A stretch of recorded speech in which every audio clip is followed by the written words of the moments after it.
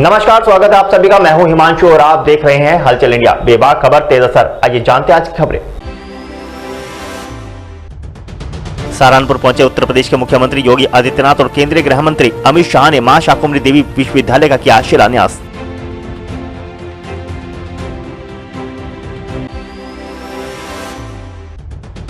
मुजफ्फरनगर के civil line थाना क्षेत्र के कोर्ट रोड स्थित आईसीआईसीआई बैंक में संदिग्ध परिस्थितियों में चली गोली, सुरक्षा कर्मी हुआ घायल।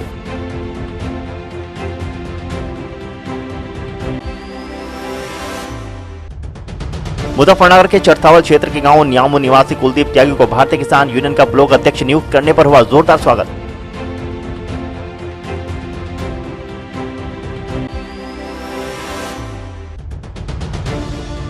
मुजफ्फरनगर जनपद के चरथावल क्षेत्र के गांव चोखड़ा में भाकियू किसान सेना की बैठक का किया गया आयोजन।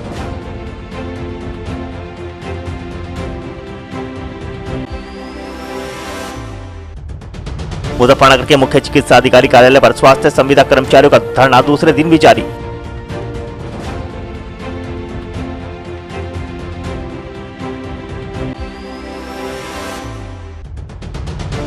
मुजफ्फरनगर के मिमलाना रोड पर समाजवादी पिछड़ा वर्ग के प्रदेश सचिव बनाए जाने पर नसीर मलिक का हुआ जोरदार स्वागत।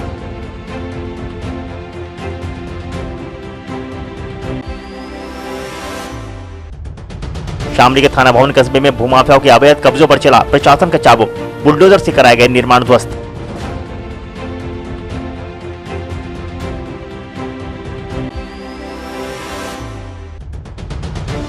मुजफ्फरनगर जिला कृषि औद्योगिक प्रदर्शनी का ठेका मेरठ के आरिफ ठेकेदार के नाम 1 करोड़ 26 लाख रुपए में छोड़ा गया।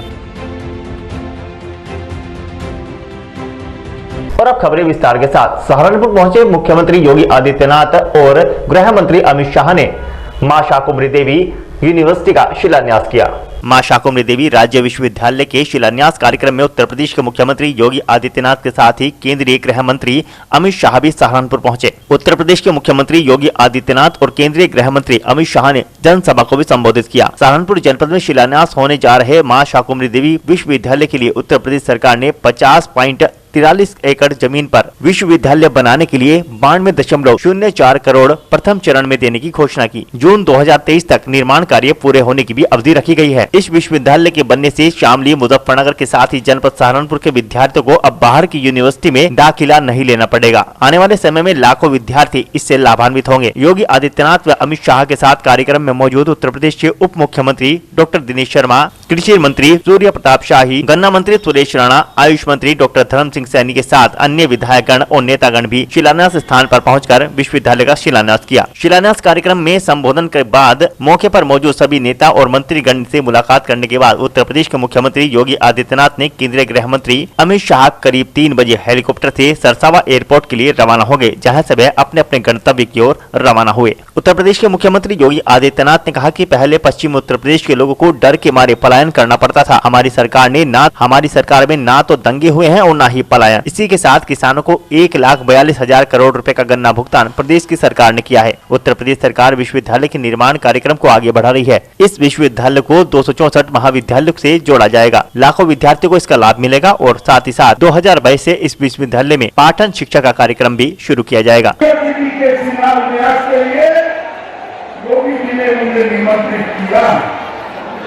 इस भूमि की अधिष्ठा की देवी जब माने दुर्वासुर नामक राक्षस का वध कर असत्य पर सत्य की जीत कराई, तब उनको शाकंभरी के नाम से लोगों ने पूजना शुरू किया, जो शक्ति और संपन्नता दोनों की प्रतीक है। आज यहाँ पर यूनिवर्सिटी के भूमि पूजन के साथ ही मुजफ्फरनगर के कोर्ट रोड स्थित आईसीआईसीआई बैंक में गोली चलने से सुरक्षाकर्मी गंभीर रूप से घायल हो गया।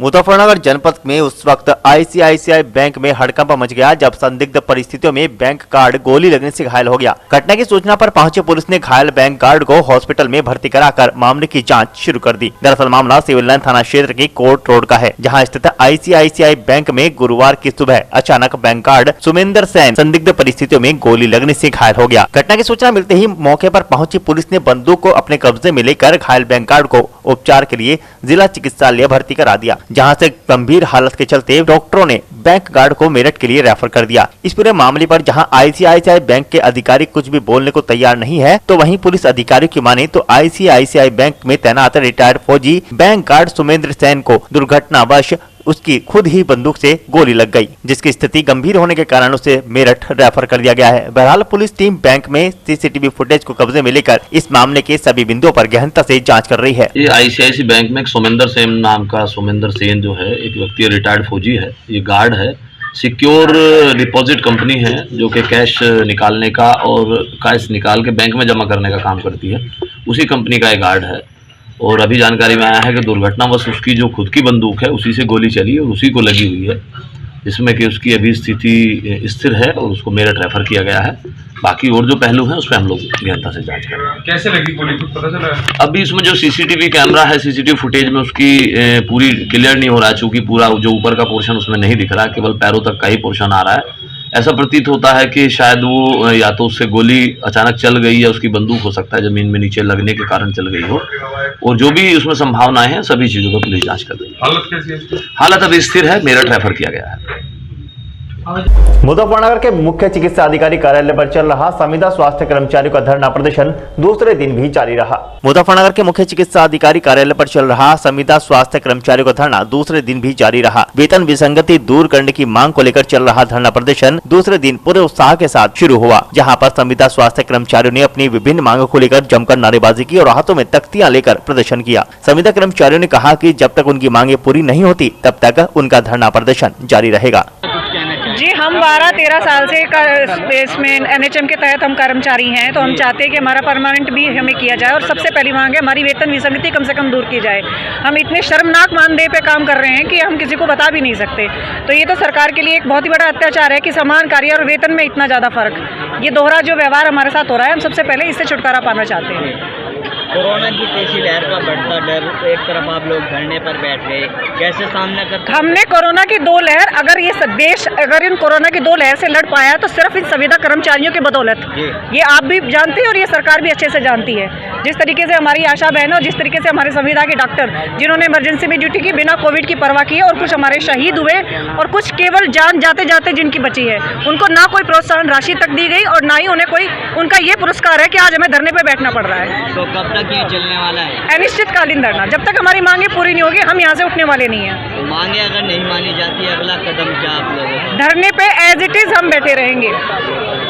धरने पर किसान भी बैठे थे, 1 साल का समय उन लोगों को, उनका क्या नतीजा निकला ये आप भी जानते हैं। तो अपनी जान गंवानी पड़ी। कोई बात नहीं सर, जब हम 2 कोरोना में जान हमारी गई है तो अब हम अपने लिए लड़के जान गंवा लेंगे। अभी हम देश के लिए लड़ रहे थे, अभी हम अपने लिए लड़ लेंगे। जान तो हमारी तब भी गई है, अब भी चली जाएगी। मुजफ्फरनगर के मिमलाना रोड पर समाजवादी पार्टी के वरिष्ठ नेता नसीर मलिक को पिछड़ा वर्ग का प्रदेश सचिव बनाए जाने पर समर्थकों और कार्यकर्ताओं ने उनका जोरदार स्वागत किया। मुजफ्फरनगर जनपद के मिमलाना रोड पर समाजवादी पार्टी के वरिष्ठ नेता नसीर मलिक को पिछड़ा वर्ग का प्रदेश सचिव बनाए जाने पर समर्थकों व कार्यकर्ताओं ने उनका जोरदार स्वागत किया। इस दौरान वरिष्ठ सपा नेता और प्रदेश सचिव पिछड़ा वर्ग नसीर मलिक ने समाजवादी पार्टी के शीर्ष नेतृत्व का धन्यवाद किया और कहा कि आगामी 2022 के विधानसभा चुनाव के लिए वह पिछड़ों को साथ लेकर चलेंगे और अपनी जिम्मेदारियों का पूरी निष्ठा के साथ वहन करेंगे। उन्होंने कहा कि समाजवादी पार्टी के शीर्ष नेतृत्व के द्वारा जो उन्हें जिम्मेदारी दी गई है वह उसे निभाते हुए समाजवादी पार्टी के कुनबे को और बढ़ाने का काम करेंगे। साथ ही साथ उन्होंने कहा कि 2022 के विधानसभा चुनाव में समाजवादी पार्टी की सरकार बनने जा रही है, क्योंकि जनता भाजपा की नीतियों से त्रस्त आ चुकी है और टकटकी बांधे समाजवादी पार्टी की ओर देख रही है। पिछड़े वर्ग का प्रदेश सचिव बनाया और हम उनका तहे दिल से शुक्रिया अदा करते हैं। हमारे राष्ट्रीय अध्यक्ष श्री अखिलेश यादव जी ने हमें जो जिम्मेदारी दी है और हमारे राज्यपाल कश्यप साहब जो हमारे पिछड़े मोर्चे के अध्यक्ष हैं, उनका भी हम तहे दिल से शुक्रिया अदा करते हैं। जो जिम्मेदारी हमें दी है उसको हम बाखूबी निभा के चलेंगे और समाजवादी पार्टी को आगे बढ़ाने का कार्य करेंगे। सभी समाजवादी लोग मिल के मेहनत करेंगे और जो प्रत्याशी हमारी सदर सीट पे चुनाव लड़ेगा इंशाल्लाह उसको पूर्ण बहुमत से जिताने का काम करेंगे। और हमारे राष्ट्रीय अध्यक्ष श्री अखिलेश यादव जी सभी समाज को साथ लेके चलने का काम करते हैं। उनको भी हम तहे दिल से शुक्रिया अदा करते हैं कि आज हमें ये जिम्मेदारी दी है, हमें इस लायक समझा है। हम समाजवादी पार्टी के लिए जी जान से काम करने का कार्य करेंगे। शामली के थाना भवन में भूमाफियाओं के द्वारा किए गए अवैध कब्जे पर प्रशासन का उस वक्त चाबुक चला जब प्रशासन बुलडोजर लेकर पहुंच गया और सभी निर्माण कार्यों को ध्वस्त करा दिया। शामली में भूमाफियाओं के द्वारा अवैध रूप से कॉलोनी काटकर सरकारी भूमि पर अवैध निर्माण की शिकायत पर राजस्व विभाग व नगर पंचायत की टीम ने मौके पर पहुंचकर अवैध निर्माण को बुलडोजर चलवाकर ध्वस्त कर दिया। जिनमें शामली के कस्बा थाना भवन के दिल्ली सहारनपुर नेशनल हाईवे पर बिजली घर के बराबर में कस्बे के ही कुछ लोग कॉलोनी काटकर निर्माण कार्य कर रहे थे। कॉलोनी काटने वाले लोगों ने कॉलोनी की जमीन पर पड़ी सरकारी भूमि को भी कस्बे के ही एक व्यक्ति मुश्ताक को बेच दिया था। जब भूमि खरीदने वाले को जानकारी मिली कि खरीदी गई भूमि सरकारी है तो भूमि खरीदने वाले व्यक्ति ने विरोध किया, जिससे मामला तूल पकड़ गया और मीडिया में प्रकाशित हो गया। कई खबरें प्रकाशित होने पर जिला प्रशासन ने नगर पंचायत को किए गए अवैध निर्माण को गिराए जाने के आदेश दिए। नगर पंचायत के अधिशासी अधिकारी मेघा गुप्ता ने राजस्व विभाग की टीम के साथ मिलकर कॉलोनी में किए गए अवैध कब्जे को लेकर पैमाइश कराते हुए निर्माण को बुलडोजर चलवाकर हटवा दिया। कॉलोनी काटने वाले लोगों ने इस दौरान विरोध भी किया, लेकिन पुलिस बल मौजूद होने के कारण अवैध अतिक्रमण को शांतिपूर्ण ढंग से हटवा दिया गया। इस मामले में अधिशासी अधिकारी से जब जानकारी की गई कि कॉलोनी वाली जगह पर बाकी बची सरकारी भूमि को क्या नगर पंचायत ने अभी तक चिन्हित करवाया है या अवैध कब्जे के आरोपियों पर कोई मुकदमा दर्ज किया जाएगा, तो अधिशासी अधिकारी का कहना है कि सरकारी अन्य भूमि को चिन्हित कराया जाएगा, सभी भूमि को अतिक्रमण मुक्त कराया जाएगा। वही जो भी दोषी है उन पर वैधानिक कार्रवाई के बाद आगे की कार्रवाई भी की जाएगी। इन्होंने 4 दीवारी करके निर्माण कर रखा था। कितनी जगह थी ये लगभग? यह लगभग 125 मीटर पर अभी निर्माण था। तो ये पूरी कॉलोनी काटी जा रही है, इसमें और भी कहीं बंजर भूमि यहाँ बताई जा रही है, लगभग 4 बीघा और भी लंबर पड़े हैं, अलग है, वो खाली पड़े, इन पर कोई कब्जा नहीं है। मतलब ये आरोप लगा है कि जो भूमाफिया हैं उन्होंने कॉलोनी काटी है और जो सरकारी भूमि भी उसे रास्ते में ले लिया और कई जगह पर कब्जे जारी है।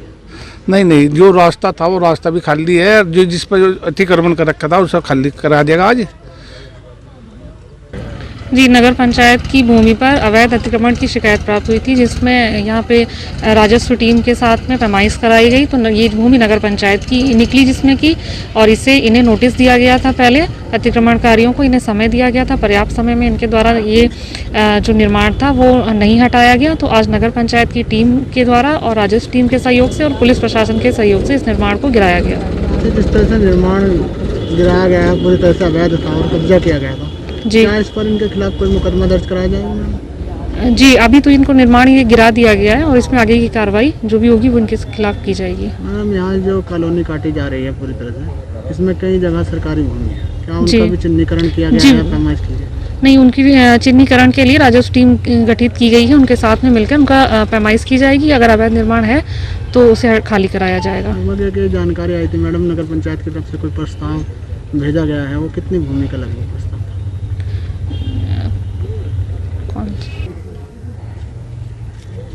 यहाँ पे 3 से 4 बीघे की हमारी जो जमीन है उसका प्रस्ताव भेजा गया है। क्या इसका प्रस्ताव भेजा गया है? अगर ये प्रस्ताव पारित नहीं होता है तो क्या इसका चिन्हीकरण कराया जाएगा? नहीं, इसमें ये है कि बीच बीच में हमारी कुछ जगह जो है नगर पंचायत की सरकारी भूमि के नंबर कई जगह बीच बीच में है, उनको एकत्रित करके उसे चेंज करने के लिए वो प्रस्ताव भेजा गया है।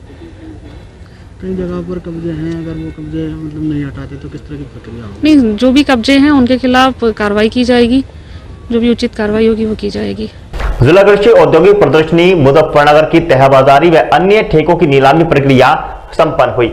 जिला कृषि औद्योगिक प्रदर्शनी मुजफ्फरनगर 10 दिसंबर से शुरू होने वाली है, जिसको लेकर मेले की व्यवस्थाओं का ठेका नीलामी प्रक्रिया शुरू की गई, जिसमें मेरठ के आरिफ ठेकेदार के नाम 1,26,00,000 रुपए में ठेका नीलामी छोड़ी गई। इस दौरान अन्य ठेकेदार भी मौजूद रहे, जिन्होंने अपनी अपनी बोली लगाई। सबसे ज्यादा बोली लगाने वाले आरिफ ठेकेदार मेरठ के नाम ठेका छोड़ा गया। इसके बाद सभी ठेकेदारों ने आरिफ ठेकेदार को बधाई दी और उनके उज्जवल भविष्य की कामना की। आज जो ठेका हुआ है ये नुमाइश बाजारी झूले का ठेका था। कितने उसमें हुआ है? 1,26,00,000 रुपये का जीएसटी लगा के 1,48,49,00,000 रुपये का पड़ेगा। इसमें जो पिछली बार बोली हुई थी, इसमें तथाकथित ठेकेदारों की वजह से बोली बढ़ नहीं पाई थी। हमारा प्रयास पहले भी रहा है और आज भी हमारी अधिकतम बोली रही है, इसी वजह से हमें ठेका छोड़ा गया है। किसके नाम ठेका हुआ है भाई? क्या कह रहे हो? किसके नाम ठेका हुआ है? ये मोहम्मद आरिफ के नाम मेरठ वालों ने। मुजफ्फरनगर के चरथावल के गांव न्यामू निवासी कुलदीप त्यागी और पूर्व तहसील अध्यक्ष विकास शर्मा को पदाधिकारी बनाए जाने पर सभी ग्रामीणों और क्षेत्रवासियों ने उनका जोरदार स्वागत किया। मुजफ्फरनगर जनपद के भाकियू के जिला अध्यक्ष योगेश शर्मा के द्वारा भारतीय किसान यूनियन के पूर्व तहसील उपाध्यक्ष व गाँव न्यामू निवासी कुलदीप त्यागी को भारतीय किसान यूनियन का ब्लॉक अध्यक्ष व पूर्व तहसील अध्यक्ष विकास शर्मा को भाकियू जिला उपाध्यक्ष बनाए जाने पर ग्रामीणों ने फूल मालाएं पहनाकर बधाई दी। दरअसल मुजफ्फरनगर जनपद के चरथावल विकास खंड के गाँव रोनी हरदीपुर में भारतीय किसान यूनियन के पूर्व तहसील उपाध्यक्ष कुलदीप त्यागी को भारतीय किसान यूनियन का ब्लॉक अध्यक्ष व पूर्व तहसील अध्यक्ष विकास शर्मा को भाकियू जिला उपाध्यक्ष बनाए जाने पर ग्रामीणों ने उनका फूल मालाएं पहनाकर जोरदार स्वागत किया। मुजफ्फरनगर के चरथावल क्षेत्र के गांव चोकड़ा में भाकियू किसान सेना की बैठक का आयोजन किया गया, जिसमें नव नियुक्त पदाधिकारी को मनोनयन पत्र सौंपे गए। मुजफ्फरनगर जनपद के चरथावल विकास खंड के गाँव चोकड़ा में भाकियू किसान सेना के वरिष्ठ राष्ट्रीय उपाध्यक्ष इसरार त्यागी के आवास पर किसानों की बैठक संपन्न हुई, जिसमें किसानों की समस्याओं पर विचार विमर्श किया गया। बैठक में कई लोगों को महत्वपूर्ण जिम्मेदारियां भी सौंपी गई। दरअसल मुजफ्फरनगर जनपद के चरथावल के गांव चोकड़ा में भाकियू किसान सेना के वरिष्ठ राष्ट्रीय उपाध्यक्ष इसरार त्यागी के आवास पर किसानों की बैठक संपन्न हुई, जिसमें किसानों की समस्याओं पर विचार किया गया और बैठक में कृषि कानून वापस होने पर खुशी भी जताई गई। बैठक में भाकियू किसान सेना के वरिष्ठ राष्ट्रीय उपाध्यक्ष इसरार त्यागी ने विभिन्न पदों पर नियुक्ति की, जिसमें मोहम्मद जुल्फकार और मोहम्मद शहजाद को ब्लॉक उपाध्यक्ष, ब्लॉक मंत्री मोहम्मद इमरान, ब्लॉक सचिव मोहम्मद रिजवान, चोकड़ा ग्राम अध्यक्ष अब्दुल करीम, युवा ग्राम अध्यक्ष मोहम्मद सुहेल, ग्राम सचिव ममनून को बनाया गया। मैं इसरार त्यागी, बीकेयू किसान सेना वरिष्ठ राष्ट्रीय उपाध्यक्ष, आज मेरे आवास पर एक किसानों को लेकर अहम बैठक की गई और कुछ नए पदाधिकारी नियुक्त किए गए, जिनमें गांव चोकड़ा का एक ग्राम अध्यक्ष। वक्त हो चला है आपसे विदा लेने का। कल फिर होंगे हाजिर कुछ नई और ताजा खबरों के साथ।